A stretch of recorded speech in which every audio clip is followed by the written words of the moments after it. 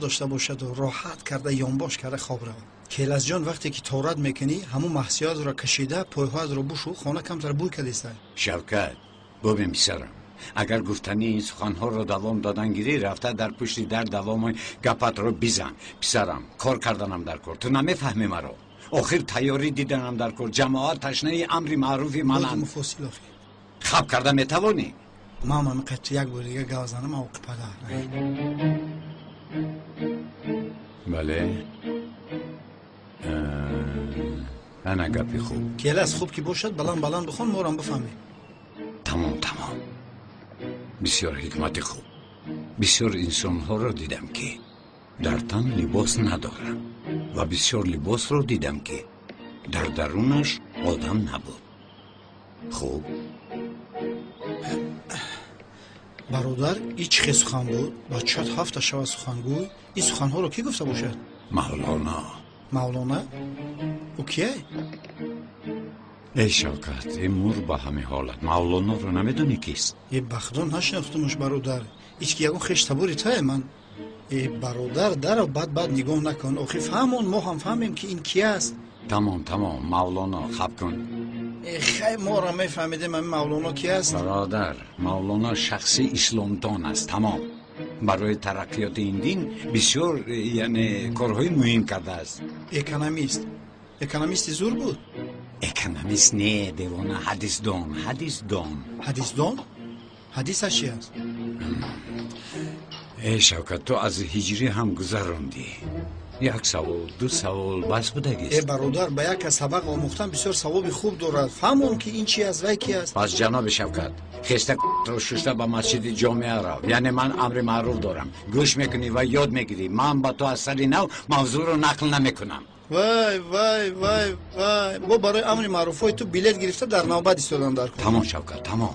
من یک تون کار دارم. دوی خطبه جمعه و دوی دسترخوان رو از خود باید کنم. کارم بسیار مشکل است. برادر راست گپ کم ترک دیگر بخوان وظیفه مفتی رو میگیری. من پرودوسرت میشم. یک بنر کلان میکنم مینویسم کیلاس مفتی. بس کن بس. تمام برادر کارت رو بحضور کن. خدا ذهنت رو برو گرداند. آمین برادر. خدا با تو عقل دیه تو که با عقل شوی برادر. کی باشد؟ با فکرم بوجد اومد. خب کن سرم رو ویران نکن. کنی پرس کی است؟ کیست؟ Can I ask something? Excuse me? Where can we eat bullets? سامبوسا؟ سامبوسا. Bullets. شما از کجا دانستید که من سامبوسا فروشم؟ این رو بینیده ناممون به اروپا هم رفته است. مایلشو اما من دکان رو محکم کردم اما اینجا حاضر نمیدونم سامبوسا فروش در اینجا. Excuse me, I love you. Yes? No? سامبوسا رو چیکار میکنید؟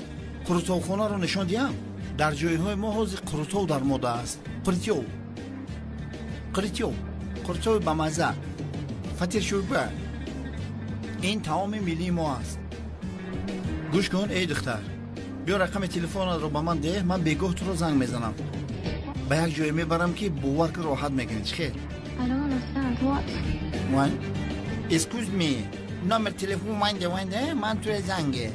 نمبر تلفنه. No. Okay. Thank you. سری زردت پشمک شفتالو بریم با نو من هیچ گپ نه برادر. دختر رو همراهت میگیری بعد مسئله حل میشود. دختر هم بسیار کوشش دارد که همراه من گریخته رود. ای خدا جان مرا ببخش. انا گپ در کجا بود است؟ تو چی را فهمیدی؟ فهمان تو ما هم فهمیم. برادر من هر روز تو رو پر کرده به نزد دختر رمون میکردم که فکر میکردم که اون دختر نیست تو رو دوست میدارد و به تو میل بسیار دارد. لیکن اون دختر باشه در برادر جان یک بار در آینه به خود نظر کن. بسیار بینمود هستی. او برای همین با تو ازدواج ساخته برپا کرد. سختی بد رسید. شوکت دیوانه گم شو از اینجا. سختی بد رسید. اگر خواهم دختر را از قفایم میدوانم مگر نمیتوانم.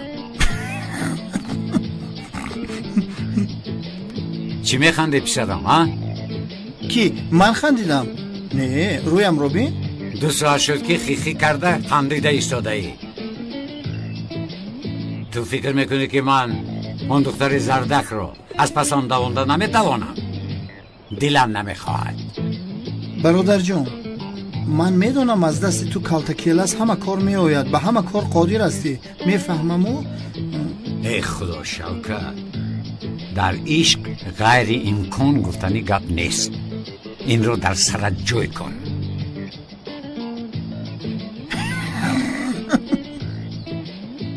نخند. چی میخندی؟ چی درد دارید؟ برادرم گلویم رو گرفت. روی آنت سیا دروغ میگویی تو. گیریم اومد. گم شو، چای رو دم کرده بیاره. شاگردای معلمه بانو چی خیلی انساز هسته؟ خوب اما خوب است. برای معلمتون یک خودک رمانتیکی زور تیار کردم.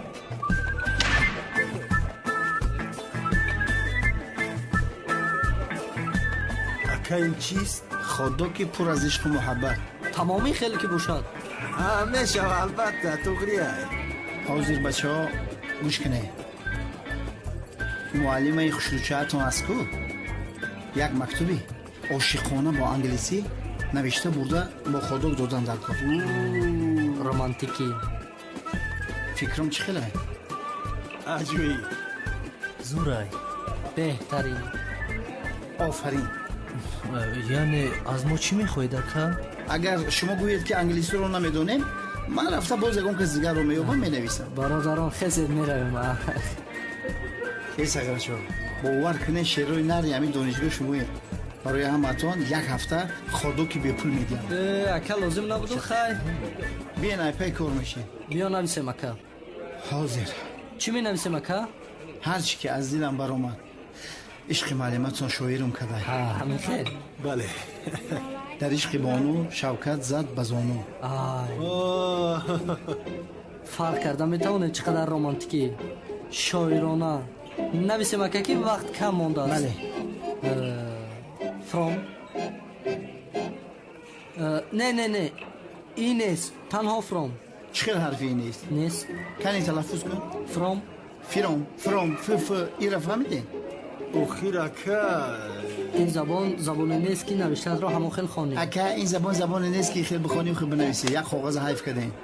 فرام باز نویسیم فرام from ها شوکت. در انگلیسی شوکت اول می آمده بود. شوکت تمام تو اکا این خیلی نه تا یعنی تو با او می نویسیم تو تا. ای بچه مسخرم کردیستی. تو میگویی با تا بنویس میگی؟ گفتم که نویس چی نویسم؟ تا. در انگلیسی بیل میگفتن و توت مینوشتن. تا دومش بانو به هستین؟ آنو ایها اکا چرا خودت رو با انگلیسی غم میدی؟